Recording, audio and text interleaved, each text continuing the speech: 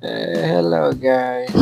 Nagpapalag ako ulit, no, para magbigay ng reaction sa pelikula ng Viva Max, no. Ayan nga yung Walker ba yun? Walker. Maganda nga naman yung pelikula na yan. Sa tingin ko nga, makakailang lolo ata ako dyan pag pinanood ko yung pelikula na yan. Ano? Pero sa isang banda, maganda rin yan dahil pinapakita yan sa pelikula na yan yung tunay na nangyayari sa mundo natin, no? Sa Pilipinas, kung gaano nakalaganap yung pagbebenta ng laman na yan, no? Buti sana kung lamang loob ng baboy yan, mabilis lang talaga yan.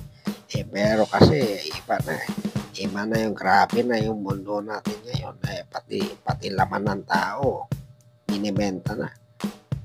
Kahit bata pa lang, 17 years old pa lang, nagbebenta na ng laman. Tama ba naman yan? Kaya nga maganda nga panoorin natin to, no, itong Walker ng Viva Max, no.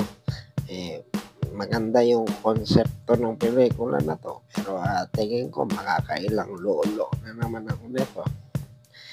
Baka hindi na ako magbenta ng taho nito. Pag pinanood ko, maglolo na lang, magdama, no. Subaybayan natin yan, yung pelikula na yan, panoorin natin yan, at huwag mong kalimutan i-subscribe nyo yung channel ko mga po. Joke lang, bawal magmura dito sa YouTube, bawal magmura dito at bawal